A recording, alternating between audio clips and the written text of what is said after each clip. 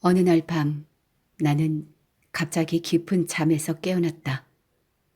잠에서 깨자마자 나는 어쨌든 깨어났다는 것이 약간 경탄스러웠다. 왜냐하면 종일 예수의 병령에 폐허해서 일이 너무 많아 매우 피곤했기 때문이다.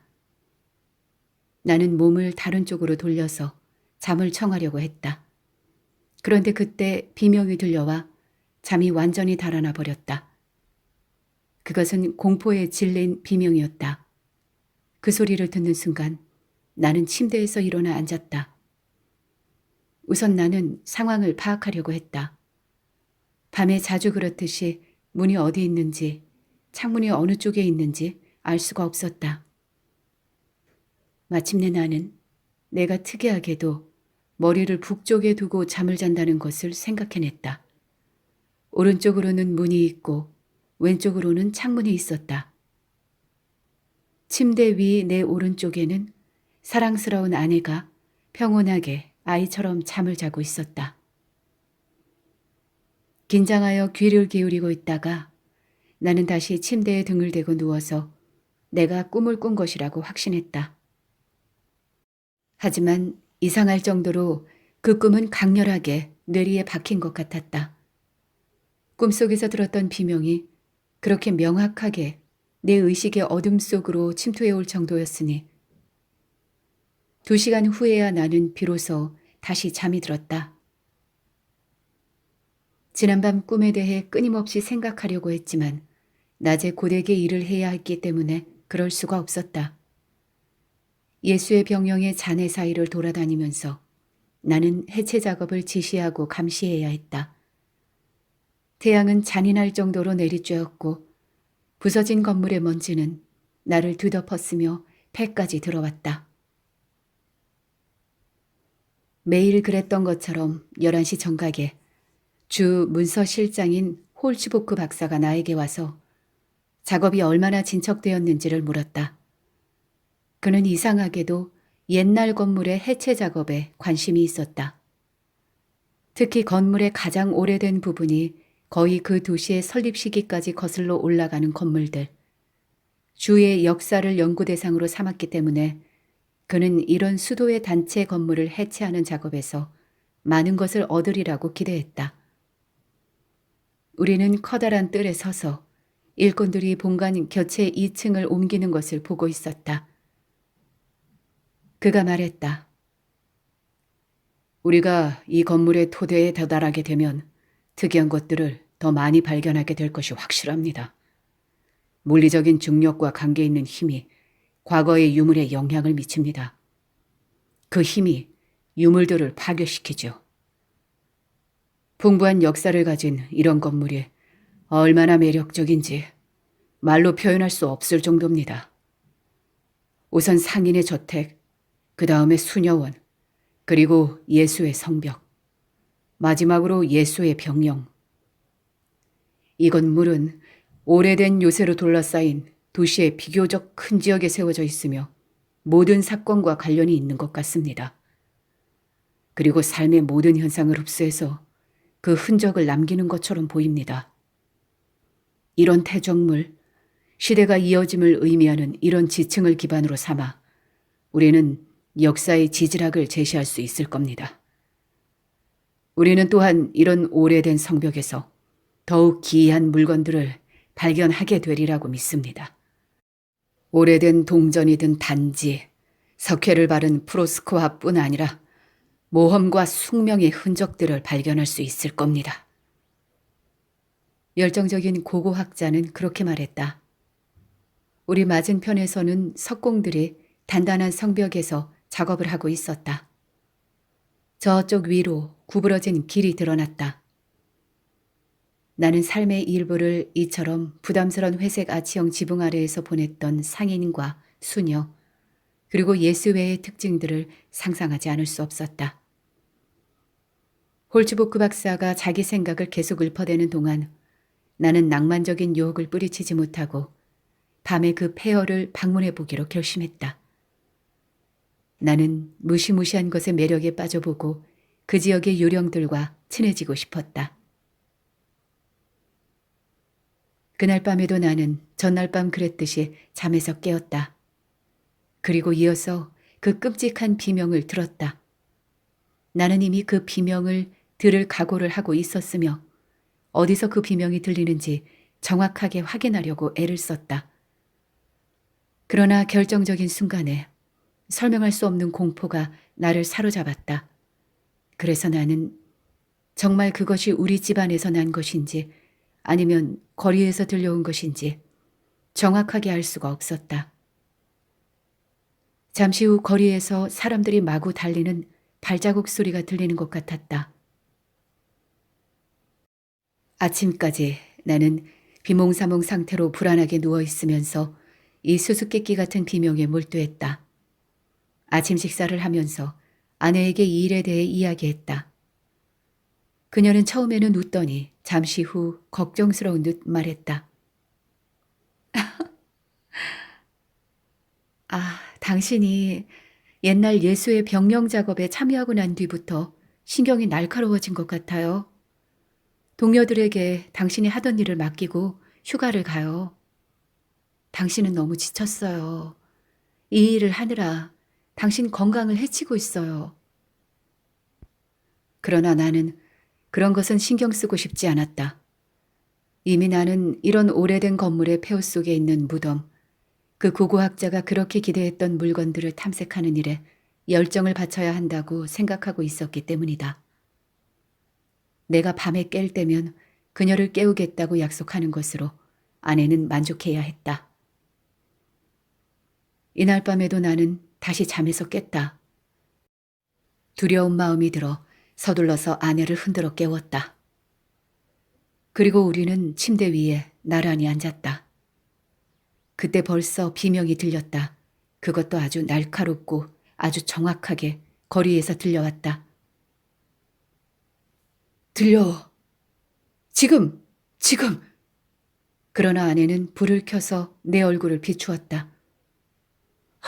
세상, 당신이 지금 어떤 모습인 줄 알아요? 아무 일도 아니에요. 아무 소리도 들리지 않아요. 나는 이성을 잃고 그녀에게 소리쳤다. 조용히 해. 그리고 지금 그들이 도로를 달려 내려가고 있어. 아파요. 그녀가 소리쳤다. 내가 아내의 팔을 꽉 잡아서였다. 그렇게 해서라도 나는 밖에서 이상한 비명이 난다는 것을 그녀에게 확신시키고 싶었다. 아무 소리도 안 들려? 아무 소리도 안 들려요. 아무 소리도. 나는 쿠션에 몸을 기댔다. 마치 힘들게 육체 노동을 한 것처럼 지치고 땀으로 뒤범벅이 되어 있었다. 아내가 걱정스럽게 물었지만 나는 그녀를 진정시킬 수 있는 대답을 하나도 해주지 못했다. 아침 무렵 그녀가 다시 잠이 들었을 때 나는 이성을 되찾기 위해 무엇을 해야 하는지 명확하게 알 수 있었다. 낮 동안 아주 냉담하고 이성적으로 행동을 하자 아내는 내가 진정되었다고 믿었다. 저녁 식사를 하는 동안 나는 지난밤에 들었던 환각에 관해 농담을 했다. 또한 오늘은 아침까지 잠을 자고 비명이나 거리에서 들리는 시끄러운 소리에도 신경 쓰지 않겠다고 그녀에게 약속했다.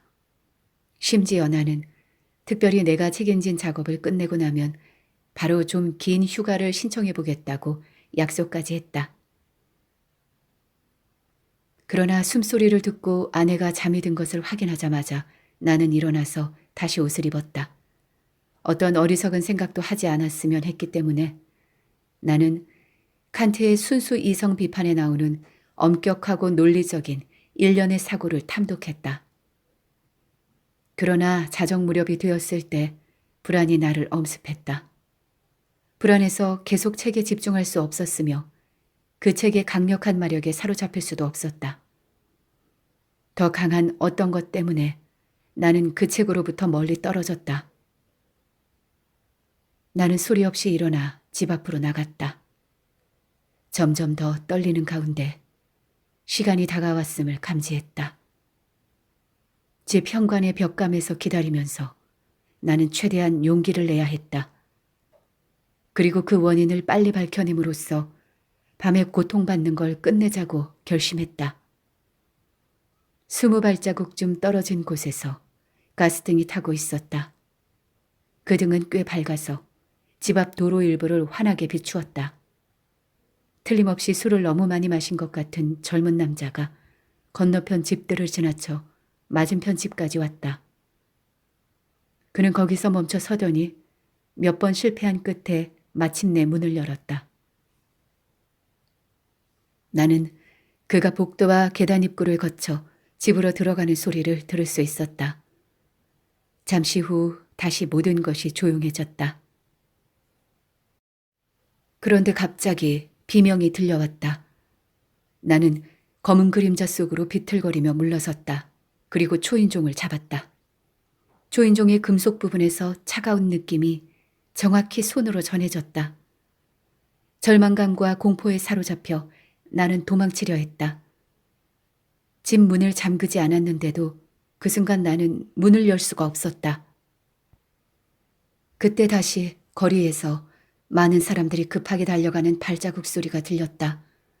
그리고 그들이 내 옆을 지나 뛰어갔다. 나는 그것이 단지 그림자인지 아니면 사람인지를 알 수가 없었다. 그들은 마치 인간의 무게를 소유하지 않은 것처럼 보였다. 그럼에도 육체를 소유한 것 같은 인상을 확연히 남겼다. 거리를 미친 듯이 뛰어내려오는 여자, 펄럭거리는 긴 옷을 더 잘 달리기 위하여 걷어올린 여자, 그리고 그녀 뒤로 몇 걸음 떨어져서 한 무리의 사람들이 우리 시대에는 아주 보기 어려운 특이한 복장을 하고 따라갔다. 그들은 환영처럼 미끄러져 지나가면서도 육체를 소유한 것 같은 인상을 남겼다.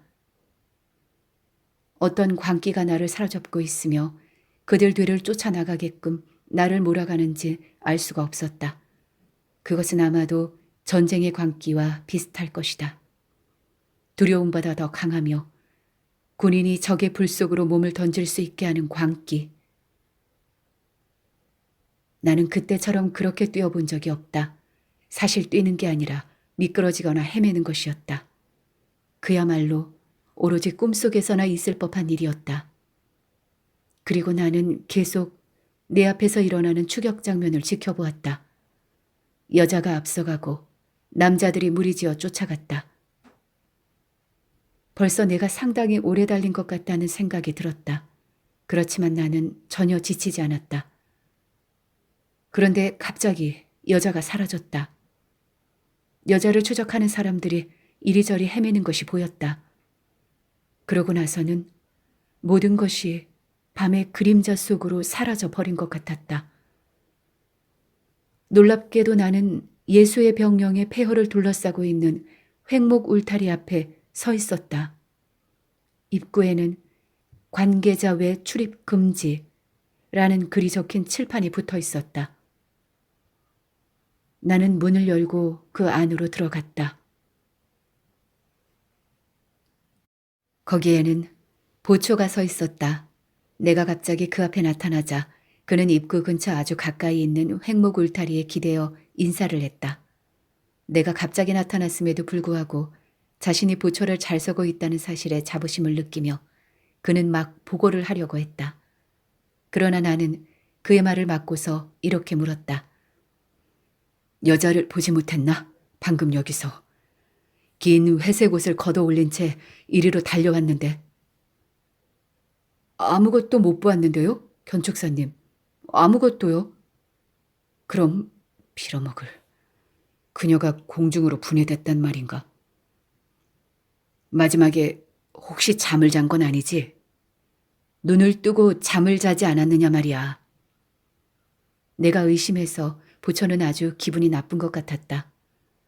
그는 잠을 자지 않았으며 아무것도 보지 못했다고 또박또박 다시 말했다. 나는 직접 찾아보기로 했다. 사방을 헤집고 다니며 뜰의 구석구석을 살펴보았다. 크고 작은 방들 어느 것 하나 빠뜨리지 않았다. 방들의 벽은 날카롭게 잘려 있었는데 그 위로 도시의 빛들이 반사되었다. 환하게 밝은 밤이 마치 지붕에 매달려 있는 것처럼 보였다. 평상시에는 출입이 금지된 방들을 살펴보기 위하여 언제든 허물어질 것처럼 보이는 담벼락의 위험한 잔해 위를 돌아다녔다. 그러고 나서 나는 다시 반쯤 열린 화랑을 따라 달렸다. 화랑 벽에 붙어있는 더러워진 그림 위에서 등불이 기이한 그림자 장난을 치고 있었다. 오래된 건물에 완전히 갇혀 있어서 단지 회색 담 위로 지붕과 탑만 튀어나와 있던 교회는 이제 대부분 발굴되었다. 여기에는 은신처들만 많았다. 그러나 여기에서도 아무것도 발견할 수 없었다. 나는 머리를 무겁게 떨군 채 집으로 향했다. 무릎이 떨렸다. 내가 계속 보았던 것을 정리해 보았다. 그리고 그 사건에 대해 새로운 해석을 내렸다. 그러나 나는 점점 더 혼란스러워질 뿐이다. 오늘은 아무 소리도 안 들었어요? 아내가 물었다. 그래, 잠을 푹 잤어. 나는 거짓말을 했고 머리를 재빨리 세면대 안으로 집어넣었다. 아내가 내 얼굴을 보고 그날 밤 일을 알아채지 못하도록 하기 위해서였다. 이날 우리는 폐허에서 중요한 발굴 작업을 했는데 이 작업은 문서 실장을 아주 열광시켰다. 중요한 예술 작품이 있는 아름답고 오래된 문을 옮길 때 특별히 조심해야 했다. 왜냐하면 이 오래된 예술적 기념물을 다른 장소에 다시 설치하려고 하기 때문이다. 꽃과 열매 모티브가 풍부하게 장식된 2개의 벽 규등 위로 아름다운 아치가 흔들거렸다. 아치 위 코니스에는 성자 동상이 17세기의 취향대로 서 있었다. 코니스, 벽 윗부분에 수평으로 두른 장식적 돌출부. 성자들은 특유의 속성을 가지고 있다. 그 속성은 성자들 각각의 숙명을 상징하는 듯하다. 성 야곱을 받침대에서 떼어내려 했을 때 머리가 목에서 떨어졌다. 머리는 몇 발자국 굴러가더니 쓰레기 더미 속에서 멈추었다. 사람들은 머리의 이음쇠에서 실린더 모양으로 둥글게 움푹 팬 곳을 발견했다. 마치 그 안에 철 막대가 고정되는 것처럼 보였다. 그리고 몸체를 떼어냈을 때 이렇게 움푹 팬 곳이 동상의 몸체에도 있는 것을 확인할 수 있었다. 우선 나는 일꾼들이 조심해서 작업하지 않은 것에 대해 비난했다. 그러나 머리를 들고 흥미롭게 관찰하던 홀츠보크 박사는 내 말을 막았다. 일꾼들은 아무 잘못이 없소. 그것은 처음 부러진 것이 아니라 오래 전부터 부러져 있던 거요. 우연히 분리된 것이 아니라 의도적인 것이요. 놀라운 일도 아니군요. 그 순간 일꾼 중 한 명이 나에게 다가왔다. 그는 작고 더러운 종이 두루마리를 건네주면서 말했다. 구멍 안에 들어있던 겁니다. 그리고 그 종이 위에 무슨 말인가가 적혀 있는 것 같습니다. 문서실장은 나를 쳐다보고 나서 내 손에서 그 두루마리 종이를 빼앗았다.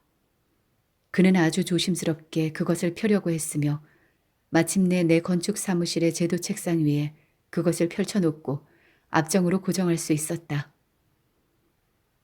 과거에 아주 중요한 계약을 적어놓기 위해 사용하곤 하던 질긴 문서 종이 조각이었다.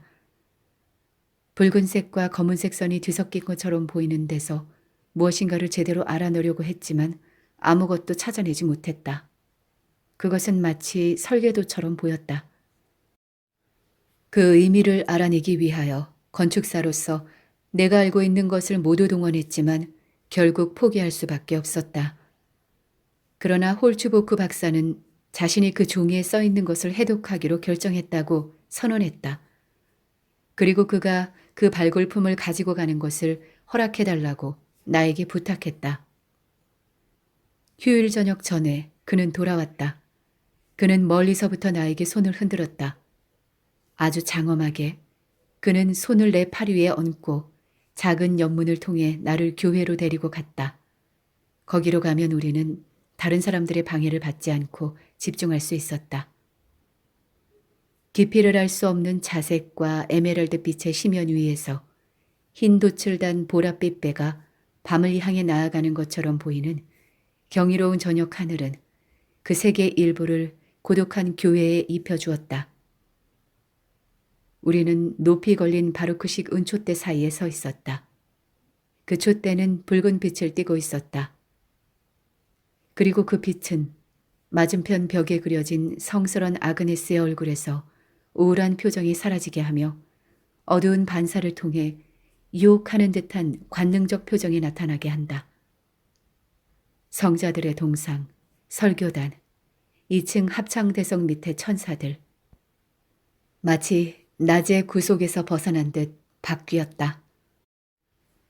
그들은 이제 완전히 자유로울 수 있으며 아마도 우리가 전혀 예감하지 못했던 삶을 살 수 있는 밤이 오기를 기대하는 것처럼 보였다. 그동안 문서 실장은 설계도를 주머니에서 꺼낸 다음 이렇게 말했다. 잠시 숙고해보고 나니 우리가 보는 대로 이 설계도는 아무 의미가 없거나 아니면 어떤 의미를 숨기고 있음이 확실해졌소. 이 혼란스러운 선들을 잘 관찰해보면 설계도일 것 같다는 정도는 예측할 수 있습니다. 하지만 그 선들이 구체적으로 무엇을 의미하는지는 알 수가 없습니다. 이 종이의 겉모습이나 선 아래 여기저기에서 발견할 수 있는 철자로 판단해 볼 때 이것이 17세기, 그것도 17세기 전반부, 즉 이 건축물이 아직 수녀원이었던 시절에 나온 것임을 확실하게 주장할 수 있소. 나는 이 시절 수녀원에 관해 비교적 자주 덜 우호적으로 기록하고 있는 오래된 연대기를 발견했소. 당시 사람들이 많은 수도원에 관해 아주 이상한 험담을 하고 있다는 것을 당신도 알고 있을 거요. 그래서 내가 발견한 연대기 역시 이 수도원에 대해 아주 많은 것을 보고하고 있지만 전체적으로 볼 때 별로 유익한 것은 아니지요. 발견된 종이가 설계도일 거라는 우리의 추측이 옳다면 그 설계도는 옛 건축물의 어떤 비밀을 표시하고 있을 겁니다. 만약 그렇다면 다른 사람들이 알아보지 못하게 하기 위해 의도적으로 복잡하게 만들었겠지요. 또 다른 사실 하나가 내 추측을 더욱 확실하게 해주고 있어요. 당신이 오늘 뜯어내기 시작한 문은 건물의 날개 부분 내부에 있던 겁니까? 그렇소. 그것은 북쪽 날개 부분과 남쪽 날개 부분 연결 통로의 입구를 장식하고 있었습니다. 게다가 이른바 삼위일체 정원을 향해 놓여 있는 전면을 장식하고 있던 겁니다. 좋아요. 당신은 이 정문의 꼭대기가 3층 높이에까지 이른다는 것을 놓치지 않았을 겁니다. 그것은 개개의 인물들, 즉 동상의 무리들이 아무 어려움 없이 3층 창문에 도달할 수 있다는 것을 의미하지요. 맞아요. 우리는 지금 그것을 확인할 수 있습니다. 잠깐 그냥 계십시오. 그것은 아주 확실합니다. 성 야곱을 비롯한 몇몇 동상의 머리는 3층 창문에서 힘들이지 않고 떼어낼 수 있습니다. 머리가 몸체로부터 분리만 된다면 말입니다. 그러니까 매우 교묘하게 만든 오목한 곳에 위험한 종이를 아주 잘 숨겨놓을 수 있지요. 그렇다면? 그것이 처음 부러진 것이 아니라고 내가 당신에게 말하지 않았소. 그 설계도에서 혼란스럽게 끼적거려 놓은 것에는 어떤 비밀이 숨어 있다는 것을 나는 이제 확신합니다. 그러나 어떻게 하면 그 비밀을 알아낼 수 있을까요? 나는 화학 시약을 사용하기 전에 모든 것을 고려해야 합니다. 시약을 사용하면 모든 것을 망가뜨릴 수도 있기 때문이지요. 유물 탐험가로서 나는 중세의 다양하고 복잡한 비밀 수단을 접하면서 자주 놀라게 됩니다. 중세 사람들이 비밀 글자를 만들던 방법에 대해서 많이 알고 있습니다. 비밀 글자에는 특수 처리 후 글자가 나타나는 은현 잉크가 아주 중요한 역할을 합니다. 은현 잉크 중 가장 단순한 종류는 마르고 나면 글자가 안 보이게 하는 것입니다. 그러다 종이가 따뜻해지면 글자가 다시 나타나지요. 여기서는 이런 방법에 대해 언급할 필요는 없지요. 왜냐하면 우리 설계도는 누군가가 벌써 마구 낙서를 해서 충분히 지저분하니까요. 그러면 그 반대가 가능하지 않을까요? 종이가 따뜻해지면 중요하지 않은 혼란스러운 선들이 사라지고 오직 중요한 선만 남을 수도 있습니다. 그게 우리 보물에 해를 입히지 않고 내가 해볼 수 있었던 것입니다, 선생. 난 그것을 시도했으며 완전히 성공했습니다. 한번 보시겠어요? 홀츠보크 박사는 작은 랜턴을 꺼내어 불을 켰다. 그러고 나서 설계도를 등피 위에 올려놓았다. 우리는 침묵을 지키며 밀려드는 어스름 속에서 기다렸다. 잠시 후에 선 몇 개가 희미해지더니 마침내 완전히 사라지는 것이 보였고 그 선들 중 일부만 남았다. 제대로 된 설계도 평면도군요. 내가 말했다. 그것을 해독하는 것은 이제 당신의 과제입니다. 나는 잠시 살펴보았다.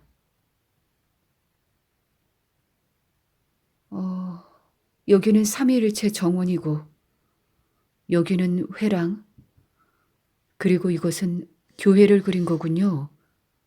성구실에서 이것이 뭐죠? 여기 있는 이 선은 어떤 건축물에도 들어맞지 않아요. 이것은... 그래요. 이것은 확실히 수도원 밖으로 통하는 지하 통로입니다. 문서실장은 그의 추측이 확인되자 너무 기뻐서 정신을 차리지 못할 정도였다. 그리고 나 역시 흥분했다. 왜냐하면 어떤 방식으로든 이 발견은 내가 밤에 하는 체험과 어떤 연관성을 갖는 것처럼 보였기 때문이다. 그에게 그 체험에 관해 이야기하려고 했지만 말로 할 수 없는 어떤 두려움 때문에 주저했다. 항상 나는 이제 막 전개되기 시작한 사건에 관해 많이 이야기하는 것을 꺼려왔다. 왜냐하면 이미 뱉어낸 말의 힘을 두려워하기 때문이다. 말의 영향은 우리가 흔히 생각하는 것보다 훨씬 더 강력하다. 그리고 말은 비밀스러우면서도 확실한 방식으로 미래에 영향을 미친다. 그러나 홀츠보크 박사는 내 마음속의 동요에 관해 무엇인가를 눈치챈 것 같았다. 그는 거의 걱정스러운 듯 나에게 이렇게 물었다. 무슨 일이 있습니까? 안 좋아 보이는데요. 그러나 나는 대답하지 않고 그를 성구실로 데리고 갔다. 거기서 나는 설계도에 표시된 것을 보고 벽을 찾기 시작했다. 그리고 벽의 지하 통로가 시작될 법한 곳에 엄청나게 큰 농이 있는 것을 발견했다. 그 안에는 미사복 여러 벌과 귀한 물건들이 들어있었다. 그 농은 오래된 수공업 기술로 잘 만들어진 작품이었다. 바위 덩어리처럼 무거운 그 농은 다양한 조각으로 장식되어 있었으며 바닥에서부터 천장까지 닿는 거대한 물건이었다. 문서실장은 그 농이 만들어진 시기를 16세기로 추정했다. 우리는 그 농 뒤에 입구가 있을 거라고 확신했다. 그러나 비밀 작동 장치를 찾아내지 못한다면 그 거대한 물건을 그 자리에서 조금도 움직일 수가 없다는 것 또한 우리는 잘 알고 있었다. 오늘은 이걸로 만족하지요. 홀츠보크 박사가 말했다. 그리고 나는 귀중품을 도둑맞지 않기 위해 성구실에서 밤을 보내기로 작정했다. 하지만 그는 집에 가야 한다며 나를 설득했다. 나는 우리의 발굴품 및 설계도와 관련된 추측들에 몰두했다. 아내는 내가 완전히 정신이 나갔다고 이야기할 정도였다. 전에 계획했던 것보다 더 일찍 휴가를 신청하겠다고 약속할 때까지 그녀는 나를 졸라댔다.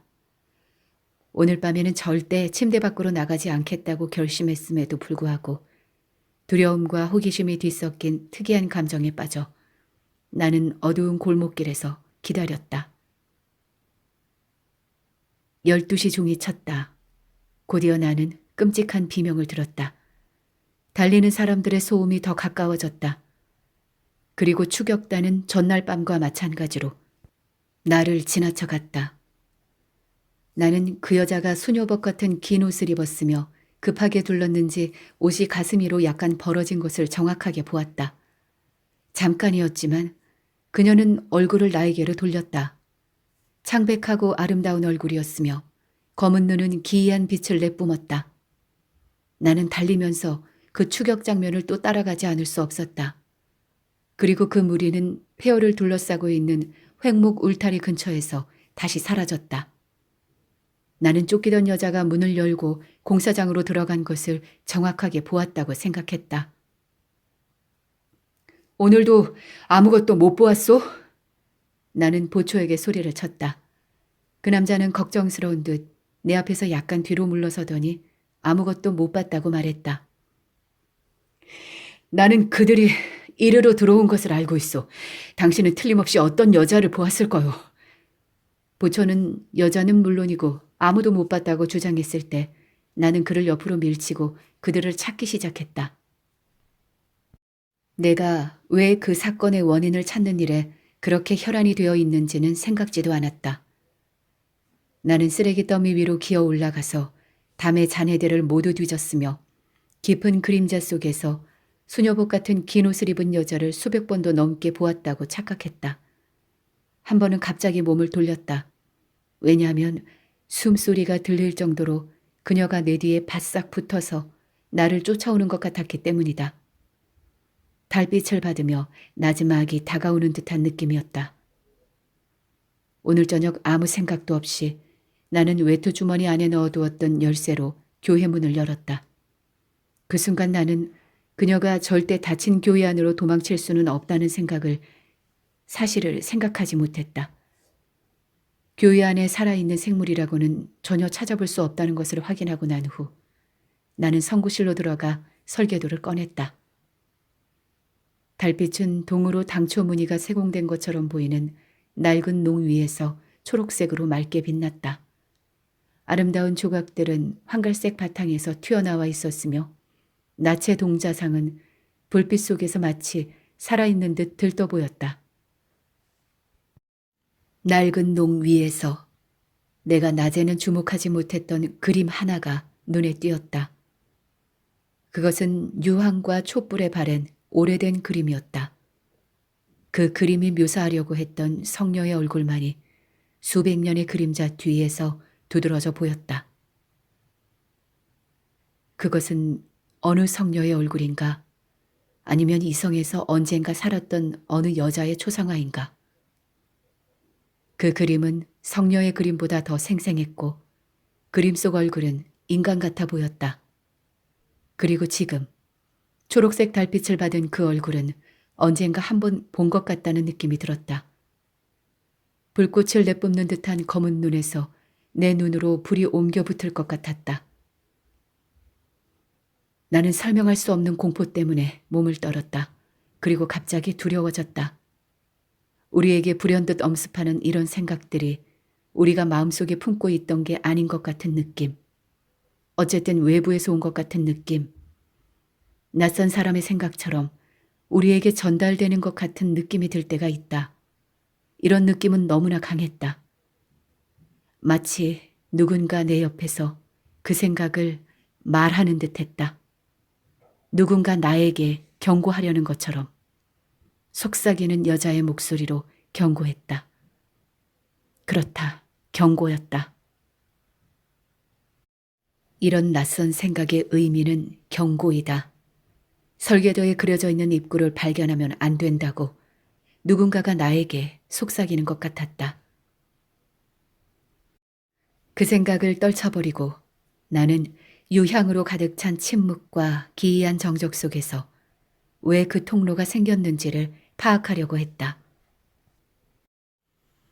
작업 때 진동을 받아서 그랬는지 경계를 이루는 건물들이 파괴되어서 불안했는지 성구실의 낡은 담벼락은 끊임없이 흔들렸다. 달빛은 사그락거리는 소리로 가득 찼다. 마치 모래시계 속에서 은빛 모래알이 흘러내리는 소리 같았다. 내가 이렇게 주위를 관찰하는 데 집중하려고 하면 할수록 설계도를 추적하는 일을 그만두어야 하며 그렇지 않으면 나에게 불행이 닥칠 거라는 경고는 더욱 강하게 나를 파고들었다. 나는 달빛의 기이한 유희에 필사적으로 매달리려고 노력했고 낯선 생각은 더욱 긴박해지고 집요해졌다. 한순간 누군가가 내 어깨에 손을 얹고 내 귀 가까이에서 속삭이는 것 같았다. 그러고 나서 나는 낯선 의지가 내 주인이 되려고 한다는 사실을 아주 정확하게 감지했다. 나는 고개를 들어 농 위에 걸린 그림 속에서 불을 뿜는 듯한 검은 눈을 쳐다보았다. 그 순간 고통을 느낄 정도로 명확하게 깨달았다. 전에 쫓고 쫓기는 사람들이 내 옆을 지나쳤을 때 나는 이 눈을 본 적이 있다. 그것은 바로 쫓기던 여자의 눈이었다. 두렵지는 않았지만 나는 너무 놀라서 정신을 잃을 정도였다. 소리를 지르지도 않고 도망가지도 않았지만 나는 그보다 훨씬 나쁜 행동을 했다. 천천히 나는 눈을 그 그림의 눈에 고정했다. 나는 마치 어떤 실제 위험에서 벗어나려는 것처럼 한 걸음 뒤로 물러섰다. 그러면서 커다란 교회 열쇠를 손에 꽉 쥐었다. 도둑들의 습격을 받았을 때 가장 가까이 있는 도구를 무기로 사용하는 것처럼 말이다. 마침내 나는 교회로 와서 성구실의 문을 닫았다. 어두움 속에 사라진 둥근 천장 아래로 문 닫는 소리가 메아리쳤다. 그림과 동상들은 자리를 뒤바꾼 것처럼 보였으며 조롱하는 듯 웃으면서 나를 내려다보았다. 나는 급히 예배당을 떠났다. 밤의 잔영은 날이 새도록 나를 괴롭혔다. 아침 여명이 시작되었을 무렵이 되어서야 비로소 잠이 들었지만 나는 곧 일어나야 했다. 성구실에서 바로 작업을 시작하기 위해서였다. 밤에 받은 경고에도 불구하고 나는 그 통로를 찾기로 결심했으며 낮 동안에는 전혀 두렵지 않았다. 공사장에 들어서자 거기에는 이미 문서실장이 와 있었다. 그도 나처럼 성급한 마음에 떠밀려 나왔을 것이다. 나는 숙련된 일꾼 여러 명을 뽑아서 엄청나게 큰 농을 그 자리에서 밀어내려면 어떻게 작업을 시작해야 하는가를 그들에게 지시했다. 내가 약간 두려움을 느끼며 가까이에서 보니 농 위에 걸린 그림은 두꺼운 먼지를 뒤집어 쓴 평범한 그림이었다. 그림 속에 그려진 성녀의 얼굴은 창백한 반점들로만 되어 있었다. 더 정확하게는 알아볼 수 없었다. 그래서인지 그 그림은 조금도 무시무시한 느낌이 들지 않았다. 나는 문서실장에게 이 그림에 대해 그는 어떻게 생각하는지 물어보려 했다. 그때 마침 그가 나에게 말을 걸었다. 들어보세요. 이 수녀원 생활은 상당히 심각했을 겁니다. 어제 저녁 늦게 나는 연대기를 읽기 시작했죠. 그리고 이 통로가 우리 관심사 중 몇 가지를 밝혀주리라고 생각합니다. 이미 당신에게 이 연대기가 수도원에 관해 어떻게 보고하는지에 대해 몇 가지 암시를 드렸죠. 어제 나는 다시 한번 이 연대기를 전부 통독했습니다. 우리의 탐구에 도움이 될 어떤 근거를 얻을 수 있지 않을까 해서였습니다. 이 수녀원 수녀들은 너무나 난잡하고 뻔뻔해서 수녀원의 평판이 나빠지는 것도 전혀 두려워하지 않았죠. 아주 솔직히 말하면 그들은 매우 심한 방종에 빠졌던 겁니다. 이 연대기의 기록에 따르면 수녀원에서 밤새도록 들리는 술잔 부딪히는 소리와 뻔뻔스러운 웃음소리가 이웃 사람들의 분노를 샀다고 합니다. 그것은 일종의 광기였을 겁니다. 수도원 전체를 감염시키고 수녀들을 야만적인 무절제에 빠지도록 자극한 그런 광란이었죠. 시민들은 교회에도 불이 켜지는 것을 자주 보았으며 그곳에서 나는 소란스러운 소리로 보아 하느님의 집에서 떠들썩하게 술자리를 벌였음을 알 수 있었지요. 도시의 성직자들이 이런 주연에 참석하기 위해서 몰려왔습니다. 처음에는 밤에만 몰래 수녀원을 드나들다가 나중에는 밝은 대낮에도 아주 드러내놓고 당당하게 들어갔답니다. 남자들이 부은 얼굴로 술에 취해 비틀거리면서 그 수녀원을 나가는 것을 자주 볼 수 있었지요. 그리고 역시 술에 취한 수녀들이 비틀거리며 뜰이나 수녀원 정원을 돌아다니는 모습도 자주 목격되었습니다. 경건한 시민들이 이런 행동이 역겨워서 주교에게 신고한 것을 나쁘게 생각할 수는 없지요. 주교는 조사를 하기 위해 직접 수녀원을 방문했습니다. 그러나 그는 이 수도원에서 기도에 전념하면서 평온한 삶을 영위하는 그리고 그리스도의 신부로 적합한 경건한 수녀들만 발견할 수 있었습니다. 그리고 도시의 성직자들도 신문에 보았지만 그들 또한 주교의 관찰이 맞다는 걸 확인해 주었을 뿐입니다. 주교에게 신고했다고 의심받은 사람은 심판에 회부되었으며 주교는 자신의 권위로 압력을 넣어 그들에게 중재를 선고했지요. 하지만 주교가 그 도시를 떠나자마자 뻔뻔스러운 행동들이 다시 시작되었습니다. 그러나 벌받을까봐 두려워서 감히 누구도 더 이상은 신고하지 못했지요. 방종한 수녀들 가운데 아가테 수녀가 가장 사악했다고 합니다. 그녀는 수녀원에서 열리는 술판만으로는 더 이상 만족하지 못했죠. 틀림없이 매우 독특한 여자였을 겁니다. 그녀는 끔찍한 악마적 욕정에 사로잡혀 주위에 있는 모든 것을 찢고 파괴했습니다. 게다가 틀림없이 그녀는 만족할 줄 모르는 야수의 성격을 지녔을 겁니다. 연대기는 그녀가 비밀 통로로 수녀원을 빠져나와 밤에 자주 도시를 돌아다녔다고 기록하고 있지요.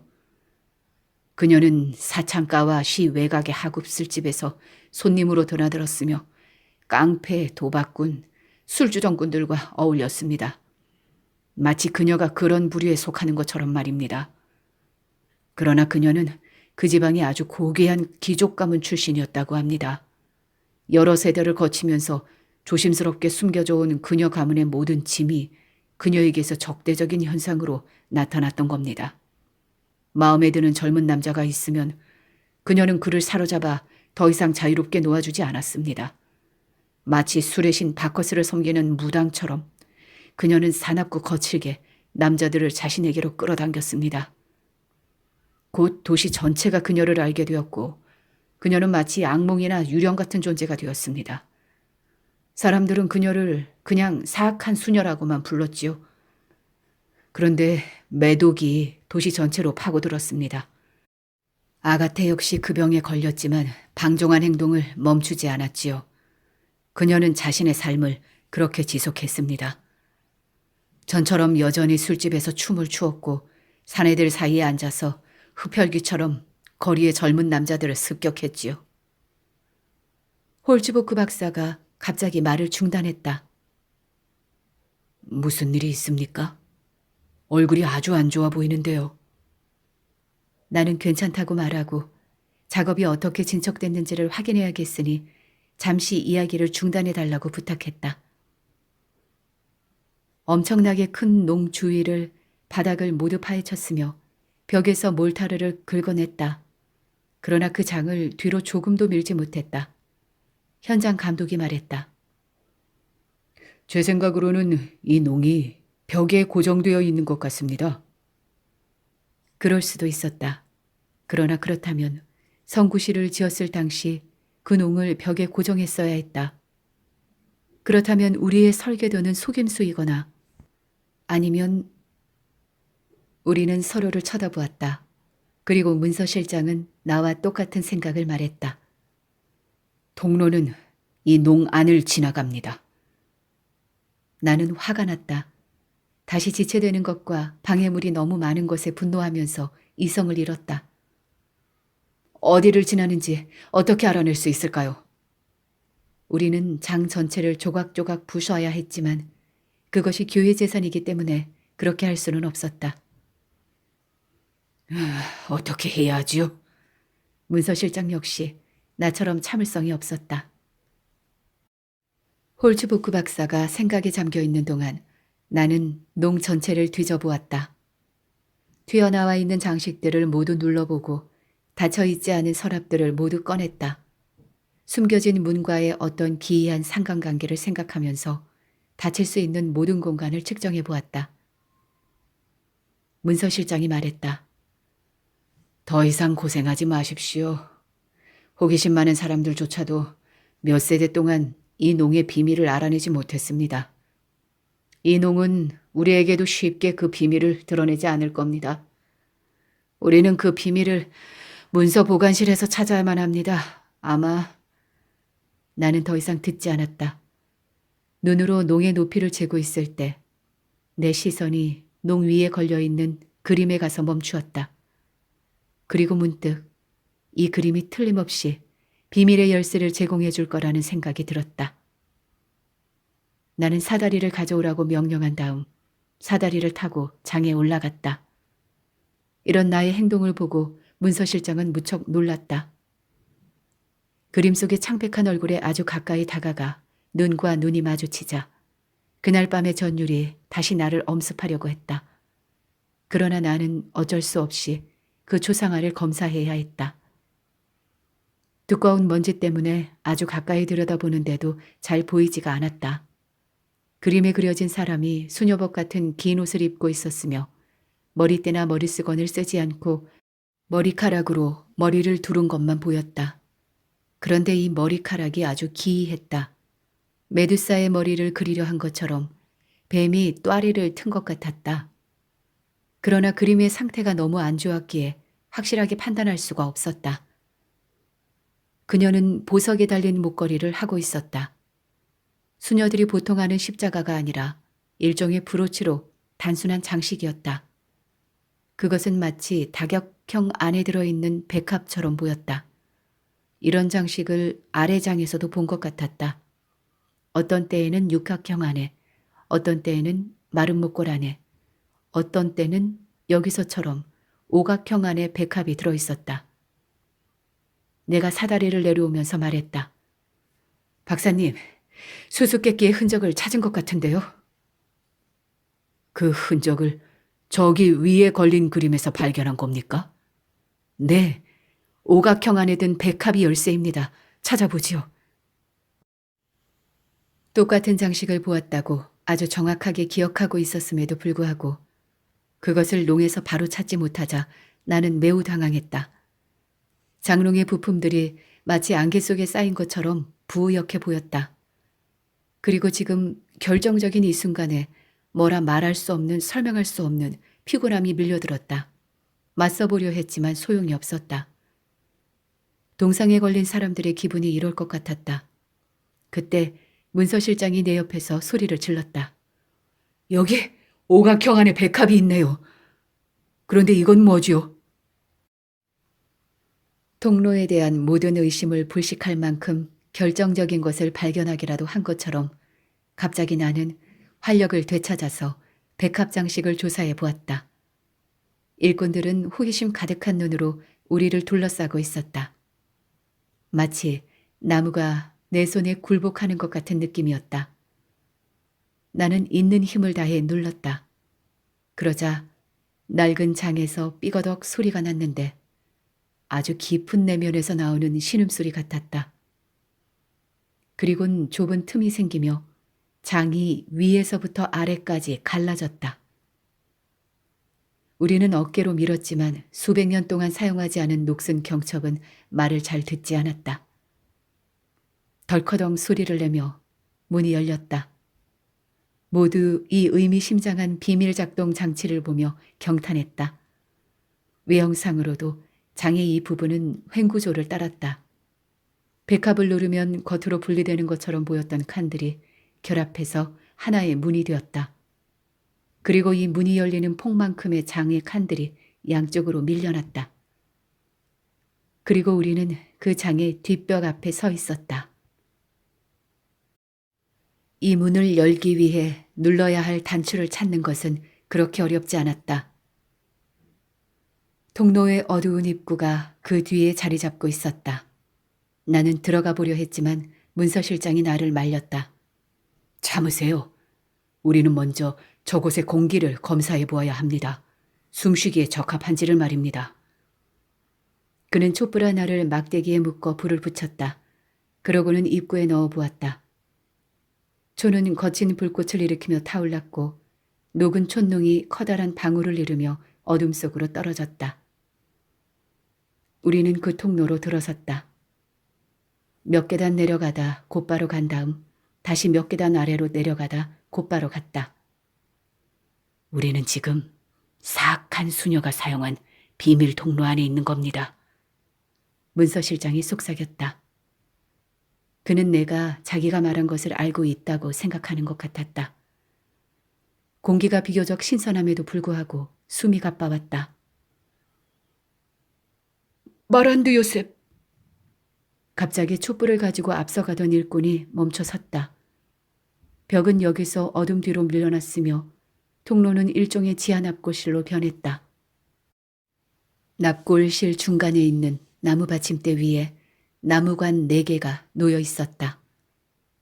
장식이 없는 아주 단순한 관들로서 그 형태와 조각으로 볼 때 몇 세기 전의 것임을 알 수 있었다. 문서실장은 관 뚜껑 하나를 들어 올렸다. 수녀 한 명이 그 안에 미라처럼 마른 얼굴을 하고 손은 가슴 위에 포갠 채 누워 있었다. 옷은 너무 낡았으며 여러 군데 나 있는 구멍 속으로 부패를 견디어낸 육체가 보였다. 우리는 나머지 관의 뚜껑도 열어보았다. 네 번째 관에 아가테, 사악한 수녀가 누워 있었다. 나는 그녀를 바로 알아볼 수 있었다. 그녀는 밤에 한 무리의 화난 남자들에게 쫓기며 내 집을 지나쳐 달렸던 바로 그 여자였다. 그녀가 성구실에 있던 그림의 원본이었다.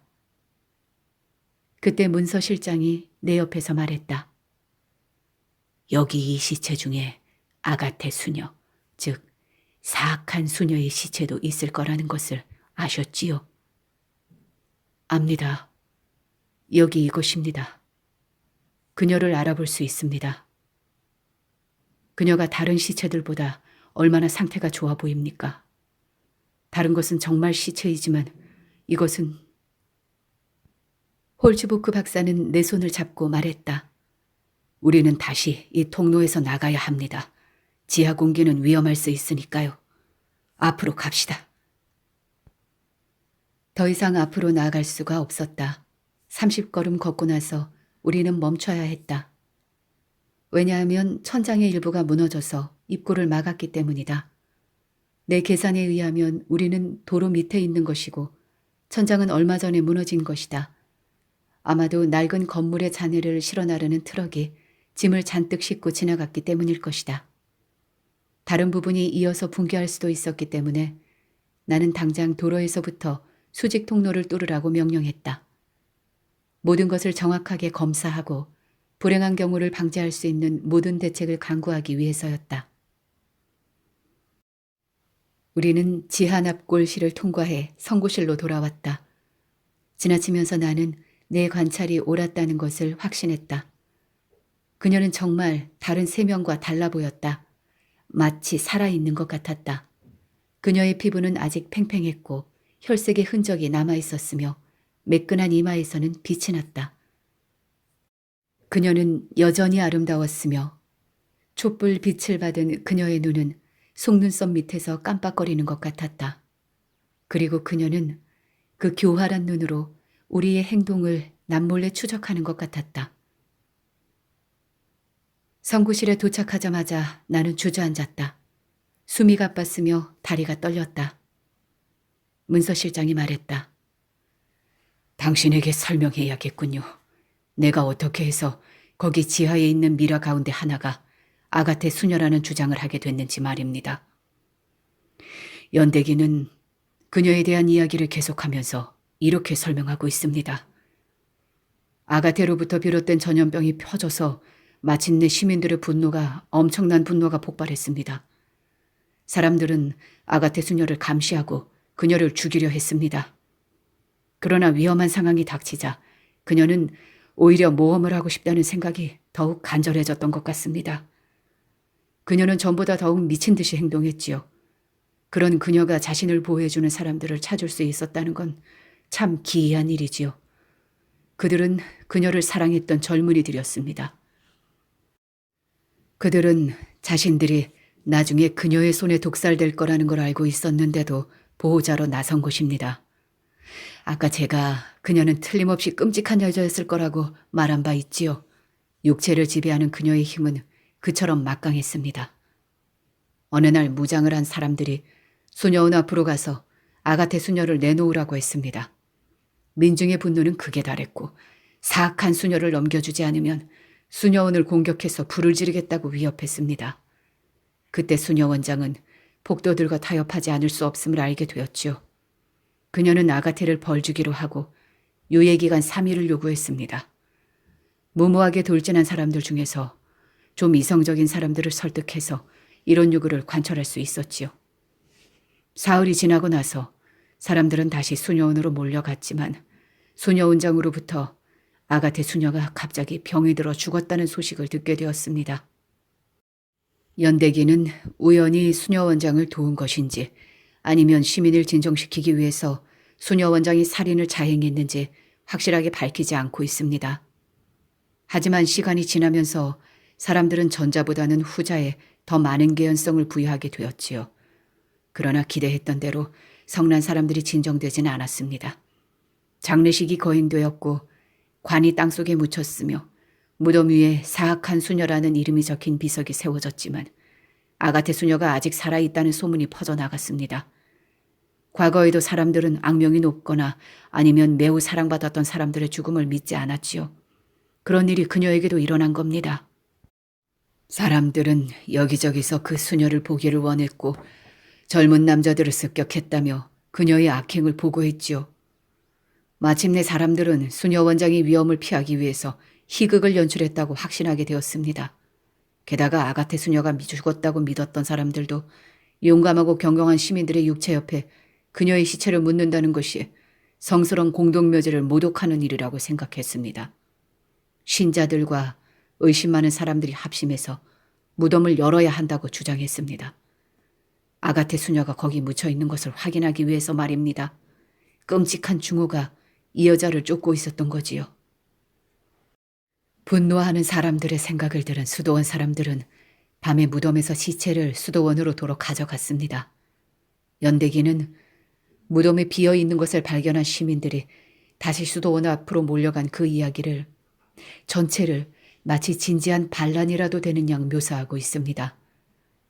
수도원 사람들은 아가테 수녀의 시체를 창문을 통해 그들에게 보여주었습니다. 시민들은 돌과 나무 조각을 시체를 향해 던졌으며 총이 그녀를 향해 불을 뿜었습니다. 그리고 연대기는 그녀를 사랑했던 젊은 남자들이 가장 많이 분노했다는 사실을 덧붙이고 있습니다. 수도원 사람들이 아가테 수녀가 죽어서도 추적자의 증오에서 벗어날 수 없다는 사실을 알게 되자 그녀의 시체를 지하 납골실에 넣었습니다. 지하 납골실은 이런저런 이유로 살해당한 수녀들을 숨겨놓던 곳입니다. 그런데 그 지하 납골실을 우리가 오늘 발견한 겁니다. 그녀는 평상시 모험을 하기 위해 나갔던 바로 그 길 위에 누워있는 겁니다. 내가 말했다. 그렇군요. 자, 이제는 당신이 이야기할 차례입니다. 우리가 사악한 수녀를 발견했다는 생각을 어떻게 하게 되었는지 말입니다. 당신은 내 이야기의 결론을 듣지 못한 상태에서 어떻게 방금 본 미라 중에 하나가 아가테 수녀라고 말할 수 있었습니까? 그리고 어떻게 해서 당신은 비밀 통로를 열 수 있는 방법을 저 그림에서 찾으려고 하게 됐습니까? 내가 문서 실장에게 어떻게 말해야 하는가? 그에게 밤의 환영에 대해 설명할 수 있을까? 나는 질문을 하여 그에게 힌트를 주려고 했다. 당신은 이 그림과 저기 있는 시체의 유사점을 발견하지 못했습니까? 발견하지 못했는데요. 이렇게 말하면서 홀츠부크 박사가 밝은 오전 햇빛을 받아 매우 잘 보이는 그림을 자세히 들여다보았다. 어쨌든 그 그림을 아주 가까이에서 관찰해 봐야겠군요. 그러면서 그는 아까 구석에 기대어놨던 사다리를 갖다 놓았다. 그러나 그는 그 그림을 벽에서 떼어낼 수가 없었다. 그는 내게 도와달라고 했지만 나는 그 요청을 외면했다. 나는 일꾼 2명을 불러 그를 도와주라고 하고는 그 자리를 떠났다. 왜냐하면 나는 그 그림이 벽에 붙어 있어야 더 잘 보존될 것 같다는 미신적인 생각을 뿌리칠 수가 없었기 때문이다. 다시 밤의 환영들이 밝은 낮에도 그런 식으로 나에게 영향을 미치기 시작했다. 나는 아주 특이한 이야기에 휘말린 나 자신을 보았으며 거기서 벗어날 수 없다는 것을 느끼자 섬뜩해졌다. 그것은 마치 뱀처럼 나를 휘감고 있었다.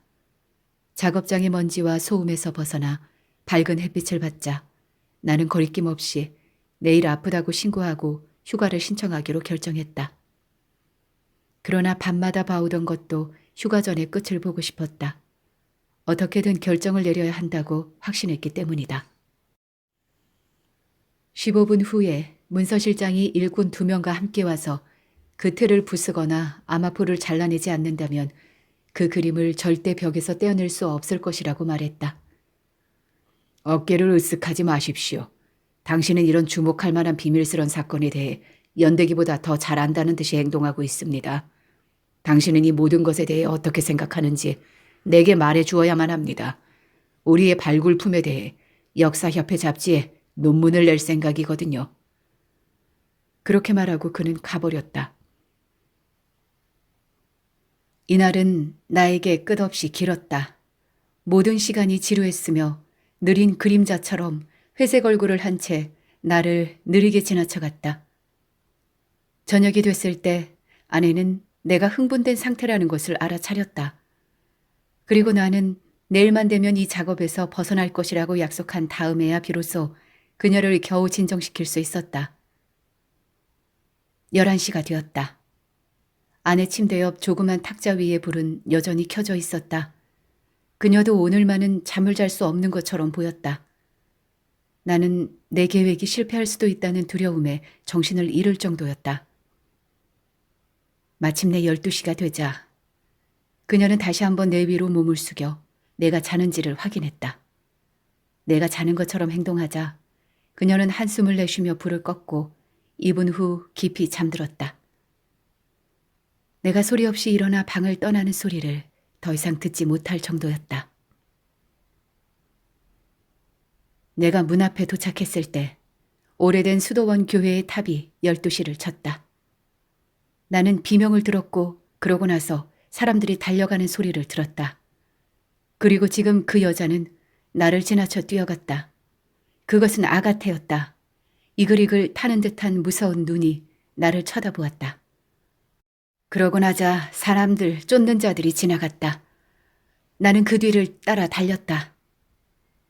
이전 꿈속에서처럼 나는 미끄러지며 둥둥 떠다니는 것 같았다. 길 양편의 집들은 마치 가파른 벽처럼 보였으며 그 벽들이 우리의 길을 정해주었다. 2가지는 아주 정확하게 보였다.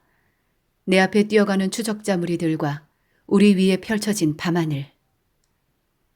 하늘은 해빙기에 얼음 덩어리가 둥둥 떠다니는 강물처럼 여러 개의 은색, 흰색 구름 덩어리로 뒤덮여 있었다. 시간이 지나면서 구름 덩어리에 갈라진 틈에서 초승달이 나타났다. 깊이를 모르는 검은 물 위에 뜬 배처럼. 이제 추격전은 폐허의 횡목 울타리 옆으로 옮겨졌다. 그리고 그 형상들은 내 앞에서 바람처럼 사라져버렸다. 그러나 전처럼 추격자들이 쓸데없이 이리저리 뛰어다니다 사라지지는 않았다. 마치 깔때기가 그들을 빨아들이는 것 같았다. 그들은 서로 뒤섞여서 구름 기둥처럼 소용돌이 치며 올라가다 땅에 의해 흡수되는 것처럼 보였다. 벌써 나도 낮에 내 명령에 따라 파낸 수직갱 앞에 서 있었다. 파헤쳐진 흙이 수직갱의 입구 주위에 쌓여 있었다. 널빤지 몇 개와 붉은색 등 2개는 지나갈 때 조심하라는 경고의 표시였다. 그러나 지하 납굴실로 이어지는 입구를 가린 널빤지는 옆으로 밀려 있었다. 나는 넓어진 광장의 어느 다른 곳에 서 있을 보초는 생각지도 않고 울타리 문을 열었다. 그러고는 쓰레기 더미를 지나 커다란 정원으로 달려갔다. 주위에 둘러서 있는 건물의 잔해를 통해 아직까지는 그곳이 정원임을 알 수 있었다. 어떤 목소리가 내게 여기 있어야만 한다고 말하는지 알 수가 없었다. 하지만 그 목소리를 나는 물리칠 수가 없었다. 내가 커다란 아치형 현관의 잔해 뒤에 숨자마자 벌써 그 정원은 사람의 형체들로 가득 찼다. 그때 내가 본 것은 기술하기가 거의 불가능하다. 내가 본 것은 모두 마치 꿈속에서 일어난 것 같으면서도 아주 명확했다. 그 형체들은 달빛을 받으며 내 앞에 서 있는 교회에서 나왔다. 그들이 활짝 열린 문으로 나온 건지 아니면 벽에서 튀어나온 건지는 모르겠다. 단지 그렇게 많은 숫자라면 한 번에 문에서 나올 수는 없다는 생각이 들었다. 아주 이상한 것은 그들 모두가 아주 활발히, 매우 활발히 움직이고 있다는 것. 즉 온갖 몸짓들이 뒤섞여 있다는 것이다. 그리고 이들이 연이어 비명을 지르고 서로를 부르며 옆으로 밀치고 거친 몸짓을 하면서 밀려드는데도 나에게는 여러 사람의 발자국 소리만 들렸다. 그들이 하는 말은 전혀 소리가 나지 않았으며 외치는 소리도 내 귀에까지 들리지 않았다. 소리가 통과하지 않는 두꺼운 유리벽을 통해 무대 위 사건을 보는 것 같은 인상을 받았다. 그래서 나는 그들의 행동을 그저 보기만 할 뿐 소리는 전혀 듣지 못했다. 이렇게 격앙된 장면을 연출하는 배우들이 의상을 입고 나타나자 그런 인상은 더욱 강해졌다. 그들은 대부분 편안하면서도 쾌적한 16세기의 시민 복장을 하고 있었지만 몇 명은 학생들처럼 약간 해이한 차림이나 아니면 의회 의원들처럼 좀 더 진지하고 화려한 차림을 하고 있었다. 자기 자신에 대한 걱정이 사라지며 눈만 살아있고 나머지 다른 감각들은 완전히 죽은 것처럼 그렇게 느껴지는 그런 경악의 단계가 있다. 나는 이런 단계에 도달했다. 그리고 내가 보았던 모든 것이 실제로도 일어났다는 것을 보증할 수 있다. 정원은 형체들로 가득 찼다. 그리고 그들 중 몇 명은 내가 숨어 있는 곳을 아주 가까이 지나쳤으므로 약간은 멍한 그들의 얼굴을 정확하게 볼 수 있었다. 잠시 사람들이 흥분해서 이리저리 뛰어다니더니 모든 사람들의 시선이 갑자기 열린 교회 문으로 향했다. 남자 한 무리가 여자 한 명을 끌고 교회 문에서 나왔다. 사람들은 주먹으로 그녀를 밀쳤으며 얼굴을 때렸고 목에 건 줄을 잡아당겼다. 그녀의 어깨가 단순히 성가신 벌레를 쫓아내려는 것처럼 움찔하는 것이 보였다. 학생 한 명이 나머지 사람들을 뒤로 물러서게 하고 앞으로 달려갔다. 그녀의 얼굴에 욕을 하려는 것처럼 보였다. 그리고 번쩍이는 결투형 칼자루로 그녀의 머리를 2번 내리쳤다. 그때 그 여자는 반짝이는 하얀 이마를 들고 불꽃이 튀는 검은 눈으로 그 학생을 쳐다보았다. 그 여자는 바로 사악한 수녀 아가테였다. 끊임없이 주먹질과 발길질을 하며 사람들은 그녀를 정원 가운데까지 끌고 왔다. 거기는 검은 옷을 입은 시의회 의원들이 많이 서 있었다.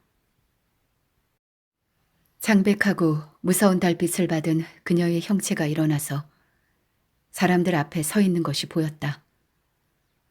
그들은 분노한 군중들이 공통적으로 느끼는 증오를 구체적으로 보여주는 것 같았다. 흰 수건이 머리에서 벗겨지자 그녀는 성구실에 걸린 그림 속 모습 그대로였다. 시의회 의원 한 명이 앞으로 나섰다. 그리고 군중들이 사방에서 밀려오는 동안 한 사람이 수녀의 머리 위에서 흰색 막대기를 부러뜨리고 혐오스러운 몸짓을 하며 그것을 그녀의 발 앞에 던졌다. 그때 군중들이 뒤로 물러섰고 그 사람은 수녀에게 광장 옆에 서 있는 단두대를 보여주었다.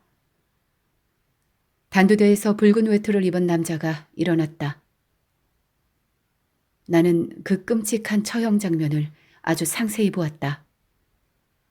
그 남자가 반짝이는 넓은 칼을 꺼내 붉은색 외투를 자르는 것, 수녀의 옷을 풀어헤쳐 하얀 목과 아름다운 어깨가 드러나게 한 것, 그리고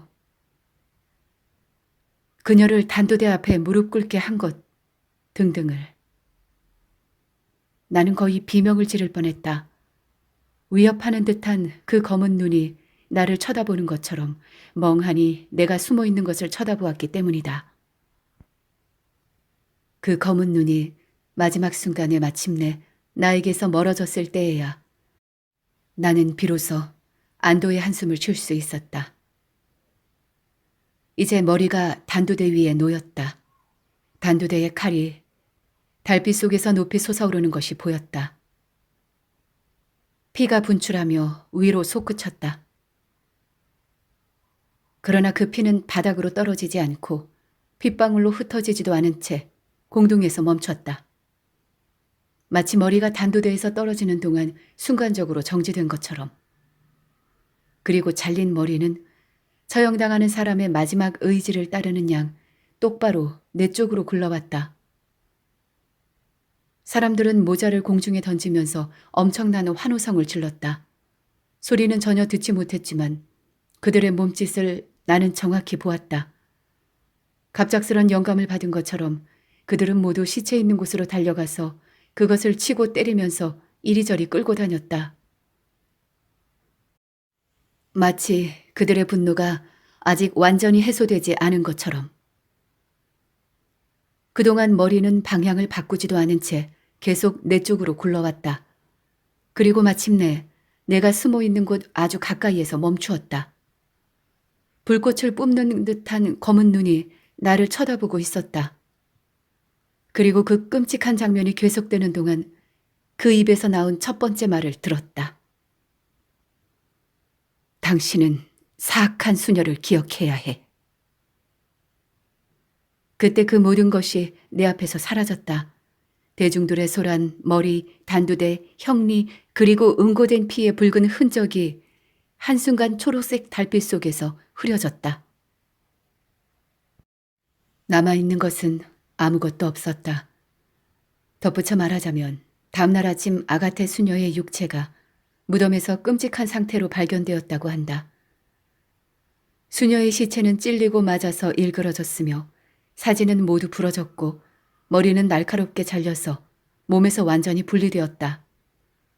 사람들은 성적인 광기의 경우라고 추측하고서 상세하게 조사하기 시작했다. 그 경과를 나도 들을 수 있었다. 그러나 당국의 조사는 아무 성과가 없었다. 내가 그날 밤에 보았던 것을 이야기하지 않았기 때문이다. 1900년 7월 17일 아침, 끔찍한 범죄로 도시 전체가 분노했다. 기술자이며 건축사인 한스 안데스의 집에서 일하던 하녀가 아침에 주인이 자는 침실 문을 여러 번 두드렸으나 아무 반응이 없었다. 오전 10시경 다시 한번 문을 흔들었는데 문이 잠겨 있지 않아서 하녀는 침실로 들어갔다. 안더스의 젊은 부인이 피바다가 된 침대에 누워 있었으며 남편은 보이지 않았다. 하녀는 소리를 지르며 달려나가서는 히스테리성 경련을 일으켰다. 사람들이 힘들게 그녀에게서 어떤 상황이 벌어졌는지를 알아냈을 때 4층에 사는 젊은 학생이 바로 구조대와 경찰을 불렀다. 분노하고 경악한 이웃들 중에서 그래도 그가 가장 이성적이었기 때문이다. 위원회가 와서 조사해보고는 범죄 행위가 있었음을 확인했다. 젊은 아내는 이미 몇 시간 전에 사망했다. 머리는 엄청난 힘으로 절단되어 몸에서 매끈하게 분리되어 있었다. 그 외에는 집에 아무 이상도 없었다. 단지 침실에 있던 그림 하나가 벽에서 떨어져 완전히 부서져 있었다. 틀은 작은 조각으로 깨졌고 아마포는 조각조각 찢어졌다. 살인자가 외부에서 침입한 흔적은 전혀 없었다. 하녀는 주인들이 어제 저녁 평상시처럼 잠자리에 들었다고 확인해 주었다. 혹시 최근에 안더스와 그의 아내가 싸우는 소리를 듣지 못했느냐고 묻자 그녀는 잠시 생각해 보더니 두 사람이 아무 말 없이 함께 있는 경우가 점점 많아졌으며 가끔 여자가 신경질적으로 몸을 떠는 것 말고는 눈에 띄는 것은 없었다고 말했다. 이런 진술에도 불구하고 안더스 부인이 알 수 없는 이유로 남편에게 살해당했으며 그러고 나서 남편이 사라졌다고 가정하는 수밖에 없었다. 그 집에서 같이 사는 사람들이 관찰한 것도 하녀의 진술과 일치했다. 그러나 그 모든 사실을 가지고 그렇게 끔찍한 행동을 할 만큼 심각한 불화가 있었다고 결론 지을 수는 없었다. 법의학자는 겉으로 보기에 갈등의 징후가 없다고 해서 부부의 마음이 완전히 일치한다고 믿어서는 안 된다고 설명했다. 왜냐하면 한스 안더스와 그의 아내 같은 교양 있는 사람들에게는 그런 파국이 소리 없이 내면에서 작용하기 때문이다. 그렇게 말함으로써 그는 희생자의 남편을 될 수 있는 한 빨리 조사하라고 지시했던 경감의 의견을 지지했다. 한스 안더스는 그날 오후 공원 의자에 모자와 산책 지팡이를 옆에 둔 채 맨머리로 열심히 담배를 돌리면서 앉아있다가 경찰에게 발견되었다. 그는 저항하지 않고 지시를 따랐다. 그는 직접 경찰서에 가서 그 사건을 설명하려 했다고 말했다. 그는 웃으면서 아주 기분 좋게 경감의 사무실로 들어갔다. 그러고는 자기가 왜 그 여자의 목을 베었는지를 설명하려 하니 잠시 경청해달라고 했다. 경감은 놀라서 그를 쳐다보았다. 당신은 아내를 살해했다고 자백하는 겁니까? 안더슨은 웃었다. 내 아내요? 아닙니다. 그리고 그는 아주 이상하고 이해할 수 없는 이야기를 했다. 경감도 그날 저녁 그 사건을 맡은 검사도 그의 말이 전혀 이해가 되지 않았다. 그의 말로 단지 이렇게 추측할 수 있을 뿐이었다. 즉, 한스 안더슨은 자신이 수집한 무기 중에서 터키 단검을 가지고 그 여자의 머리를 잘랐다고 고백하긴 하지만 그럼에도 자기가 죽인 여자가 아내가 아니었다고 주장한다는 것이다. 그는 사람들이 자신의 말을 전혀 이해하지 못하자 친구인 문서실장 홀츠보크 박사를 불러오게 했다. 그가 그의 진술 모두를 확인해 줄 거라고 했다. 그러나 문서실장은 소환되기도 전에 자발적으로 검사에게 나타나서 다음과 같이 진술했다. 제보를 해서 한스 안더스의 끔찍한 이야기를 약간이라도 해명해 주는 것이 내 의무라고 생각합니다. 비밀에 쌓인 아주 기이한 사건의 빛을 밝혀주듯 말입니다. 오래전부터 그와 알고 지냈던 나는 거의 매일 폐허 지역에 갔습니다. 과거에 예수의 병령이었던 곳인데 거기서 안더슨은 해체 작업을 지휘하고 있었지요. 나의 역사적 작업과 고고학적인 작업에 관해 당신들은 잘 알고 있을 겁니다. 나는 수백 년 된 건축물을 이전하면서 흥미로운 점 몇 가지를 발견하고 싶었습니다. 비밀 통로가 있다는 확실한 증거를 발견하고 나는 그 통로의 흔적을 뒤쫓게 되었지요. 건축사로서 성실함을 인정받았던 안더슨은 이 흔적을 아주 예리하게 추적했습니다. 운 좋게도 우리는 미라가 된 시체를 보관하고 있는 오래된 지하 납골실을 발견할 수 있었지요. 지하 납골실을 발견한 날 시체 하나가 범죄로 인한 것이라는 결론을 내릴 수 있을 만한 상태였다는 것을 기억하실 겁니다. 조사해 보았지만 아시다시피 당시엔 별 성과가 없었습니다. 며칠 후 한스 안더스가 내게로 왔습니다. 최근 그가 무언가 눈에 띄게 달라졌다는 것을 먼저 말해야겠군요. 그는 불안해했으며 자주 정신이 빠진 듯 하다가 무뚝뚝하게 성을 잘 냈습니다. 평상시에는 활력 넘치면서도 사랑스러운 사람인데 말입니다. 그리고 가끔은 끔찍할 정도로 두려운 무언가에 고문을 당하는 것처럼 몸을 떨기까지 했습니다. 이번에 방문했을 때 이런 상태가 특히 눈에 띄었습니다. 내가 그에게 무슨 일이 있느냐고 묻자 그는 대답을 회피했지요. 잠시 후 마침내 더 이상 불안을 제어할 수 없게 되자 말하기 시작했습니다. 오늘 그녀의 그림이 우리 집으로 배달되었소. 누구의 그림 말입니까? 사악한 수녀인 아가테의 초상화 말이오. 그것은 성구실에 붙어 있습니다. 떼어낼 수 없을 정도로 벽에 꽉 붙어 있는 것이 생각나지 않습니까? 그가 말했지요. 그렇지 않소. 당신이 그 그림을 벽에서 떼어내지 않았습니까? 맹세코 그 그림이 지금 내 집에 걸려 있다니까요. 도대체 누가 그것을 당신 집에 보냈단 말입니까? 모르겠소. 내가 없을 때 배달되었소. 낯선 남자가 그것을 가져와서 벽에 걸어놓고는 누가 보냈는지 아무 말도 하지 않은 채 다시 가버렸다는군요. 누가 그 그림을 당신에게 보내라고 했는지 알아봐야겠군요. 바로 그것이 문제예요. 그것을 확인할 수가 없습니다. 신부님에게도 가보았지만 신부님 역시 아무것도 모르더군요. 그러나 그 그림이 교회 재산에 속하니 그림에 대해 아무것도 요구하지 않을 건지를 묻자 신부님은 그 그림에서 벗어나서 기쁘다고 말했습니다. 벌써 오래전부터 그 그림을 치우려고 했답니다. 그런데 끔찍한 일은 그 초상화를 아무리 돌려보내려 해도 돌려보낼 수 없다는 겁니다. 왜지요?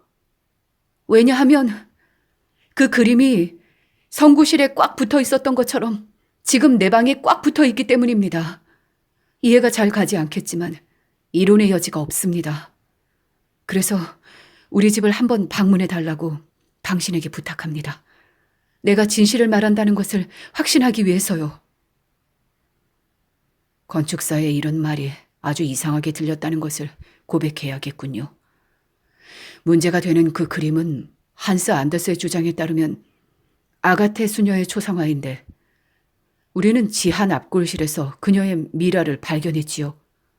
흥분한 안더스를 진정시키기 위해 나는 가까운 시일 내에 그의 집을 방문하기로 약속했습니다.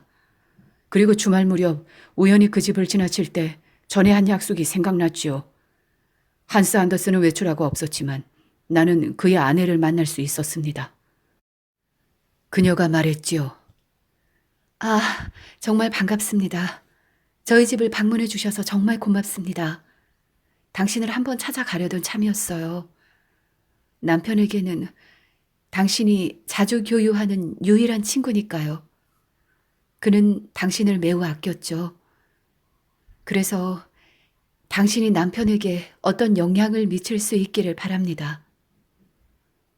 내가 기꺼이 그녀의 뜻대로 하겠다고 하자 그녀는 눈물을 흘리며 지금 남편이 병에 걸린 것 같다고 나에게 한탄하기 시작했습니다. 그가 아주 이상하게 정신없이 돌아다니며 하루 내내 한마디도 하지 않고 있다가 밤이 되면 잠을 이루지 못하고 몸을 이리저리 뒤척인다고요.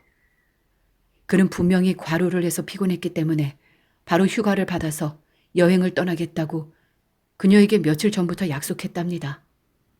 그러나 그는 이 도시를 떠날 마음이 없었습니다. 그녀가 말했죠. 세상에, 병원에 가보라는 말도 감히 꺼낼 수 없었어요. 병원이라는 말만 꺼내면 그는 일어나서 나를 비난했습니다. 내가 그에게 어떤 모욕적인 행동이라도 한 것처럼 말입니다.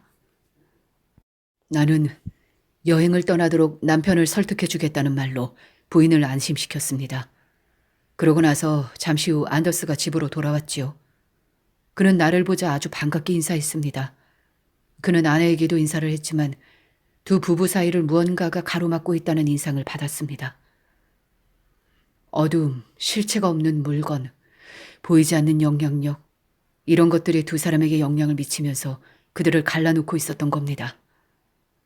블랑카 부인에게는 이런 영향력이 두려움으로 작용했고 안더스에게는 그의 아내에 대한 혐오감으로 작용했죠. 처음에 나는 내가 착각을 한 거라고 생각했습니다. 그러나 나는 나중에 내 생각이 옳다는 것을 확인했습니다. 두려움이 섞인 혐오감? 그것은 나에게는 아주 이상해 보였습니다. 안더스가 아내를 매우 사랑한다는 것을 알고 있었기 때문이죠. 잠시 별로 중요하지 않은 이야기를 나누고 나서 안더스 부인은 방을 나갔습니다. 약속한 대로 안더스를 설득해달라는 뜻이었죠. 그녀가 밖으로 나가자마자 안더스는 내 팔을 잡고 나를 침실로 데리고 갔습니다. 그가 속삭였습니다. 이리 오세요. 당신은 그것을 보아야 합니다. 침대 맞은편 터키식의 긴 안락 의자 위에 성구실에서 떼어온 그 그림이 걸려 있었습니다. 그것은 약간 무시무시한 그림입니다. 사악한 죄를 지은 것처럼 보이는 얼굴이 그려져 있죠. 그리고 그 그림 속 인물이 실제로 아가테 수녀라면 그림의 내용은 오랜 연대기가 이 수녀의 방탕한 행동에 관해 보고하는 것과 일치합니다. 나는 그것을 떼어내기 위해서 그 그림으로 다가갔습니다. 안더스에게 증명해 보이려고 했습니다. 그의 상상이 전혀 말도 안 되며 현실이 아니라는 것을 말입니다. 그러자 그가 나에게로 달려왔습니다.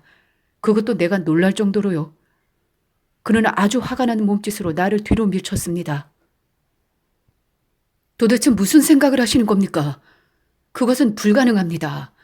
이 그림이 한번 벽에 걸리면 이 세상 어떤 힘도 그것을 떼어낼 수 없습니다. 그는 며칠 전 그의 집에서 자신의 이야기를 정당화하기 위해 나를 설득하려 했다는 사실을 틀림없이 잊어버린 것 같았습니다. 나는 물었죠. 그런데 왜 당신은 하필이면 저 그림을 침실에 걸어 놓았습니까? 이 그림은 평화로운 잠을 방해할 겁니다. 안더스가 대답했죠. 나는 당신에게 이미 말했습니다. 그림이 도착했을 때 나는 집에 없었다고요. 저것을 가져온 사람이 어디에 걸지 물어보지도 않고 여기에 걸었습니다. 그리고 나는 지금 그것을 떼어낼 수 없습니다. 그림 위로 커튼을 치려고도 시도해 보았죠. 그의 목소리는 흥분으로 몹시 날카로워져 있었습니다. 그러나 저것은 커튼을 참아내지 못합니다. 내가 저녁 때 커튼을 치면 그 커튼은 자정에 다시 젖혀집니다. 그녀는 끔찍한 눈으로 나를 항상 쳐다보고 있죠. 나는 그것을 견딜 수가 없습니다. 그리고 왜 그녀가 나를 그렇게 쳐다보는지 아십니까? 나는 그것을 당신에게 말하려고 합니다. 우선 그는 나를 그림에서 멀리 떨어지게 했습니다. 그러고는 내가 거의 알아듣기 힘들 정도로 아주 작게 속삭였죠. 그녀는 나에게 복수를 맹세했습니다. 그리고 그녀는 약속을 지킬 겁니다. 그리고는 갑자기 그는 당시 내가 보기에 그의 생각과는 무관한 질문으로 말을 돌렸습니다. 내 아내를 정확하게 보았습니까? 내가 미처 대답하기도 전에 그는 다시 말을 이어갔습니다. 말도 안 되는 소리. 내가 가끔 상상하는 것은 말도 안 되는 것이죠. 그러나 금세 그는 그림 이야기로 다시 돌아갔습니다. 그녀는 나를 파멸시키려 합니다.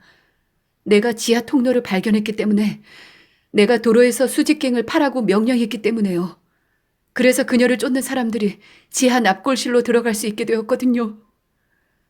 내가 무언가 반박하려 하자 안더슨은 손사래를 치며 내 말을 막았습니다. 나를 믿으십시오, 박사님. 그렇게 된 겁니다. 나는 그 사건을 정확하게 짜맞추어 보았습니다. 내가 본 광경을 보았다면 박사님도 내 말에 동의했을 겁니다. 안더스가 그날 했던 이 애매한 암시가 무엇을 의미하는지 나는 나중에야 확인할 수 있었습니다. 그가 나를 설득하기 위해 했던 말들은 내 머릿속에 아주 강하게 각인되었고, 속삭이면서 내 얼굴 가까이 갖다 댔던 그의 얼굴은 바로 내 눈앞에 보이는 듯합니다. 그의 행동 모두에서 나는 그의 상태가 매우 안 좋다는 인상을 받았습니다. 그러나 이 도시를 떠나 몇 주 동안 산으로 가서 휴식을 취하는 게 어떠냐는 나의 권유는 아무 소용이 없었습니다. 그가 말했지요. 나는 견뎌야 합니다. 그녀에게서 도망치려 해봤자 아무 소용이 없을 겁니다. 내가 3,000m 고지에 있다 하더라도 여기에서처럼 나를 찾아낼 수 있을 겁니다. 안더스의 경우에서 가장 무시무시한 점은 그가 유령 같은 생각과 싸우면서 어떤 실제적 힘과 싸우고 있다고 착각하고 있는 것이죠. 그래서 나는 블랑카 부인에게 우선은 여기서 그녀가 영향력을 발휘해야 한다는 것을 주지시켰지요. 영향력이요? 그녀가 말했습니다. 그 가련한 부인은 거의 울 것 같았지요. 내게는 그를 의사에게 데리고 갈 만큼의 영향력도 없어요. 나는 안더스 부인의 마음을 위로하기 위해 다음날 아침 내 친구 엥겔 호른 박사를 안더스에게 보냈지요. 그러나 건축사는 그를 보자마자 분노하여 경련을 일으켰고 엥겔 호른은 할 수 없이 그 자리에서 돌아가야 했답니다. 바로 그 무렵 나는 페른슈타인 성의 문서 보관실 때문에 중요한 자료를 찾기 위해 여행을 떠나야 했습니다. 내가 자료 찾는 데는 며칠이 걸렸습니다. 그러나 자료를 찾으면서 나는 아주 흥미로운 작품 몇 가지를 더 발견했습니다. 그래서 나는 며칠간 더 머물렀지요. 돌아오는 도중에 나는 기차에서 내렸습니다. 아름다운 숲을 기분 좋게 걸어서 그 도시에 도착하려고 했기 때문에요. 사람들이 좋아하는 산책지의 음식점을 지나치다가 나는 우연히 정원의 울타리 너머로 한스 안더스가 어느 음식점에 앉아있는 것을 보았습니다. 내 작업 때문에 그의 이야기를 완전히 잊어버렸었다는 것을 고백해야겠군요. 그리고 그 순간 나는 친구로서의 의무를 그처럼 소홀히 한 것에 대해서 양심의 가책을 느꼈습니다. 나는 그의 상황이 어떤지 듣기 위해서 바로 음식점 뜰로 들어가서 그에게 인사를 했습니다. 안더스가 술을 매우 많이 마셨다는 것을 알 수 있었지요. 평상시에 매우 이성적이었던 그에게 그런 일은 너무나 이상한 것이었습니다. 그래서 나는 바로 그의 암울한 이야기와 무슨 관련이 있을 거라고 생각했습니다. 그는 나를 보고 외쳤습니다. 박사님, 문서실장님, 정말 반갑군요. 학문의 이름으로 당신을 환영합니다. 안더슨은 아주 큰 소리로 이야기를 많이 했습니다. 음식점들 여기저기에 앉아있던 손님 10대 명이 쳐다볼 정도였지요. 내가 남은 모라비아산 포도주 한 병을 4분의 1가량 마시는 동안 그는 4분의 3을 마셨습니다. 그리고 날씨가 어둑어둑해질 때가 돼서 그를 집으로 가게 할 수 있었습니다. 우리는 강을 따라 걸었습니다. 우리 앞에 놓여있는 왕실 재분소의 불빛들을 계곡을 가득 차온 안개 사이로 볼 수 있었지요. 그제서야 안데스는 내가 눈치챘던 대로 자신이 지나치게 몰두했던 것에 관해 이야기하기 시작했습니다. 이제 마침내 나는 그녀가 원하는 것을 알게 되었소. 내가 말했지요. 그러나 그런 식으로 그녀에 관해 이야기하지 마십시오. 실제 인간과 무슨 관계가 있는 것처럼 말입니다. 한스 안더슨은 나를 쳐다보았습니다. 내 말을 이해하지 못하겠다는 듯 말입니다. 그렇게 그는 이미 자신의 상상 속에 빠져 있었습니다. 내 눈앞에서 어떤 일이 일어났는지 아십니까? 끔찍한 일입니다. 그녀가 아내를 꼼짝 못하게 했어요. 그래요? 그게 도대체 무슨 뜻입니까? 그녀는 내 아내를 꼼짝 못하게 했고 내 눈앞에서 변신합니다. 그 변신은 눈에서 시작되지요. 내가 오고 가는 것을 나의 모든 움직임을 관찰하는 그녀의 눈에서 훔쳐보는 듯한 낯선 시선이 느껴집니다. 내가 무엇인가를 말하면 그 끔찍한 눈 속에서 조소 같은 것이 불타오릅니다. 그러고 나면 그녀의 얼굴도 변합니다. 반면에 내 아내는 점점 더 작고 약해집니다. 그리고 내 옆에 앉아서 자거나 검은 속눈썹 아래로 나를 관찰하면서 마치 자는 것처럼 행동하는 그 여자는 더욱 마르고 커집니다. 그녀는 내 주위를 돌며 나를 휘감고 있습니다. 그녀는 내 가까이 있기 위해서 내 아내를 살해하고 그녀의 육체를 소유하게 되었습니다. 벽에 걸려있는 그림과 똑같아지는 날엔 그녀는 나도 완전히 정복하게 될 겁니다. 그러나 나는 선수를 치기로 결심했습니다. 나는 이 남자의 신경질적인 흥분이 거의 정신 착란의 지경으로까지 발전한 데 경악했습니다.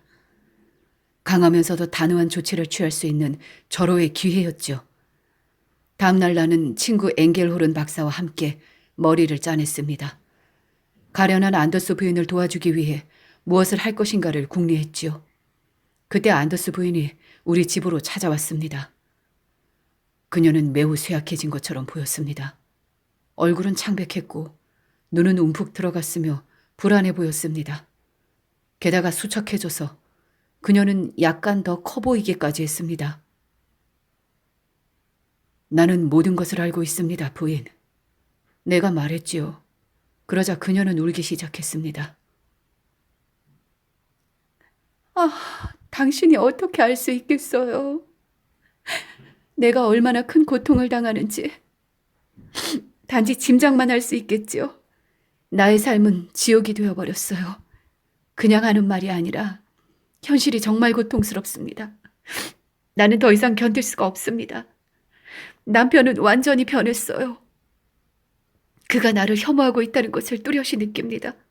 그는 나를 끝없이 관찰합니다. 나는 그의 무서운 시선을 느낍니다. 그리고 그는 나에게서 어떤 나쁜 것을 기대하는 것처럼 행동합니다. 가끔 그는 갑자기 분노가 가득한 몸짓으로 몸을 돌립니다. 마치 내가 그를 뒤쫓고 있다고 생각하는 것처럼 말이에요. 그러면서 그녀는 거의 아무 말도 하지 않습니다. 그리고 내가 그에게 말을 걸면 그는 한마디 한마디가 마치 덫이라도 되는 양 대답합니다. 그가 왜 그렇게 이상한 행동을 하는지 물으면 그는 아주 끔찍하게 웃어요.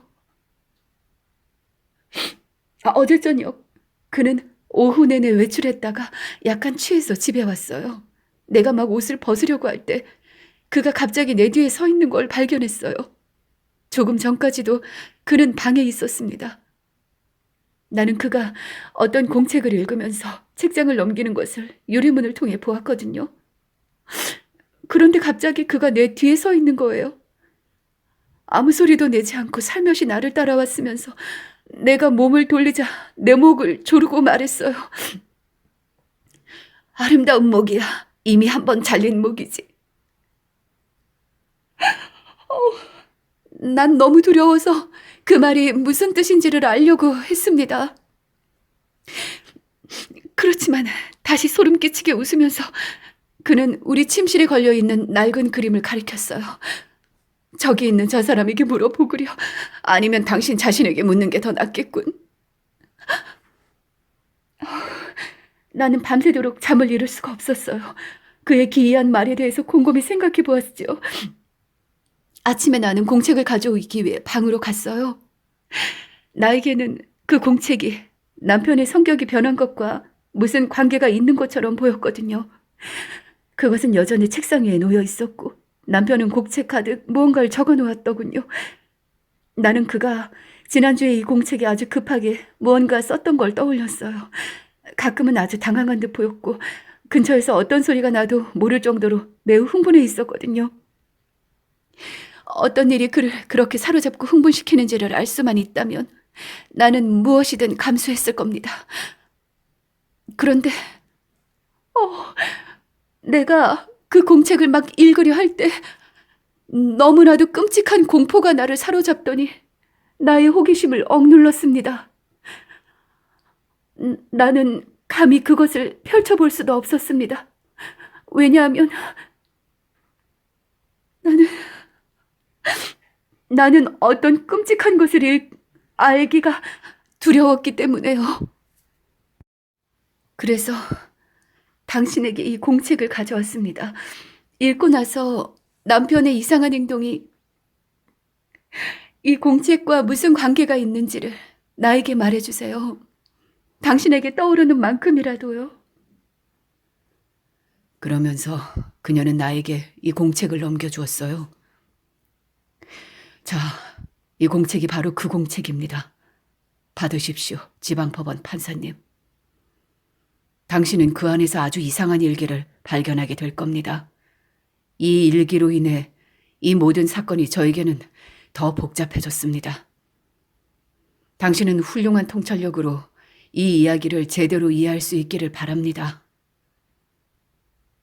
한스 안더스의 일기는 이 이야기의 시작 부분에 삽입되어 있다. 엥겔홀은 박사와 나는 안더스 부인의 근심을 없애주려고 했습니다. 우리는 위험이 매우 가까이 왔다고 확신하고 있었지만 그녀가 전혀 두려워할 필요가 없다는 듯이 행동했습니다. 그래서 우리는 그녀를 어느 정도 진정시켜서 집으로 돌려보낼 수 있었지요. 그녀 남편의 일기를 읽고 다음 날 아침 바로 그녀에게 그 문제에 관해 보고하겠다고 약속하고 난 후에 말입니다. 그러나 그렇게 한 건 너무나 태만한 행동이었습니다. 용서받을 수 없는 행동이기도 합니다. 그녀의 친구라 할 수 있는 우리들이 냉정하지 못하고 결단력이 부족해서 그 가련한 부인이 생명을 잃은 것이지요. 우리 인간들이 이렇습니다. 인간들은 위험을 아주 정확하게 보긴 하지만 제때의 위험에 대처하려고 하지 않습니다. 그 공책을 다 읽었을 때 엥겔홀은 박사와 나는 서로를 쳐다보았습니다. 그는 미쳤어요. 내가 말했지요. 그러나 엥겔홀은 박사는 특이한 사람이었어요. 정밀과학을 대표하는 사람이면서도 그는 인간 영혼이 밤에 처하는 상태 모두에 관해 일종의 미신을 가지고 있었습니다. 그는 기회가 있을 때마다 하늘과 땅 사이에는 여러 일들이 존재한다라는 말을 인용하곤 했지요. 그리곤 의학이 불가사의에 부딪힐 때 엥겔홀은 박사만큼 기뻐하는 사람도 없을 겁니다. 그래서 나는 그가 나를 의심하듯 쳐다보면서 이렇게 말했을 때 별로 놀라지도 않았습니다. 미쳤다고요? 당신 말을 옳다고 해야 할지 모르겠네요. 광기와 비슷해 보이지만 광기는 아닌 그런 상태가 있습니다. 당신에게 설명하자면 광기가 아니면 뭡니까? 내가 그의 말을 막았지요. 그러나 그는 단지 어깨를 으쓱하며 이렇게 말했습니다. 나도 모르겠군요.